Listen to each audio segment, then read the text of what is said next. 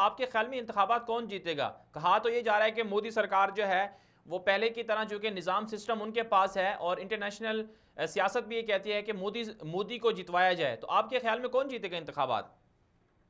देखिए जी, इंडिया में जो सिचुएशन है वो पाकिस्तान और दुनिया के दूसरे ममालिक से बहुत मुख्तलिफ है। हम्म। इंडिया में हमेशा से वो जो उनकी हिंदुत्व की पार्टियां हैं, हम्म। जो उनकी सिंह परिवार जिसको कहा जाता है, हम्म। यानी इंतहा पसंद हिंदू जो दुनिया में किसी दूसरे को जीने का हक देने के लिए तैयार नहीं है, जिन्होंने हम्म। अपने ही बाबा कौम को इसलिए कर्नल कर दिया गोडसे ने कि वो पाकिस्तान के हक की बात क्यों कर रहा है। हम्म। ये लोग इंडिया की इस्टेब्लिशमेंट में हर जगह पे छाए हुए हैं। हम्म। रॉ हो, इंडियन फौज हो, इंडियन डिफेंस मिनिस्ट्री है, इंडियन फॉरेन ऑफिस है, हम्म। ये हर जगह पे इन लोगों का तसल्लुत पहले दिन से, यानी 47 से ही इन हम्म। लोगों का तसल्लुत कायम था।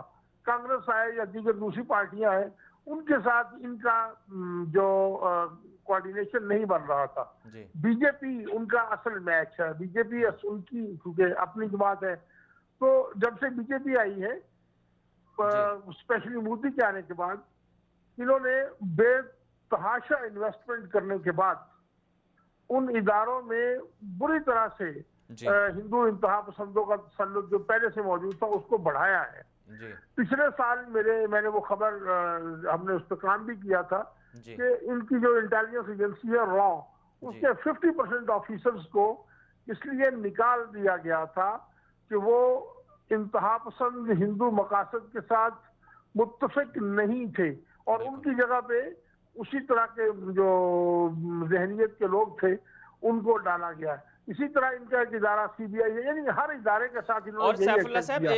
एक जो खबर आज एक रिपोर्ट सामने आई है जो मेरी नज़र से गुजरी, के 33% से ज्यादा लोग जो भारतीय कौमी असम्बली में हैं, भारतीय जनता पार्टी के जो लोग थे, वो क्रिमिनल केसेस में मुलव्वस हैं, यानी कि दहशतगर्द या इसी तरह से फौजदारी मुकदमात जिनके ऊपर कायम हैं, वो एमएनए या वहाँ के कौमी असम्बली के मेंबर बनते हैं, सियासत में आए हुए हैं। जी जी, ये बात दुरुस्त है। ये पिछली असेंबली में भी ऐसा ही था। इस पर उनका रेशो बड़ा है, और ये जो अगले इलेक्शन होने जा रहे हैं जी। उनमें जिन लोगों को इन्होंने मैदान में उतारा है वो तादाद में 50% से भी ज्यादा बढ़ जाती है, हम्म। क्योंकि ये हैं तो वही क्रिमिनल गैंग्स है जिनको अटैक करते हैं। तो इन्होंने मीडिया में भी खर्च किया हुआ है। पिछले साल जुलाई में ऐसी रिपोर्ट्स आई थी, इंडिया के किसी अखबार ने उनको लीक किया था कि इन्होंने इंडियन मीडिया में पैसा तकसीम किया हुआ है ताकि वो मोदी की गवर्नमेंट की हमायत में जाएं और एंटी पाकिस्तान एक वॉर हिस्टेरिया क्रिएट करें। जी। तो ये सारी सिचुएशन है वहाँ। जिस तरह से बांग्लादेश में एक सिचुएशन है कि बिल्कुल। इस वक्त तसल्लुत है एक हुकूमत का, और उसके खिलाफ वोट दे भी दे तो वो यानी पर्ची आप उसके खिलाफ डालेंगे निकलेगी उसकी फेवर में, इतनी चले। जबरदस्त दाबली का सिस्टम है। इसी तरह इंडिया में भी वही सिस्टम है। जी। और फिर इंटरनेशनल जो इस्टेब्लिशमेंट है, सीआईए है या इसराइल है, उनकी भी फेवर में यही है कि मोदी आए। बिल्कुल। तो इसलिए हालात तो मोदी के लिए ही साजगार है, लेकिन मैं नहीं समझता कि ये पहले की तरह कोई बहुत बड़ी अक्सरियत लेके आएगा।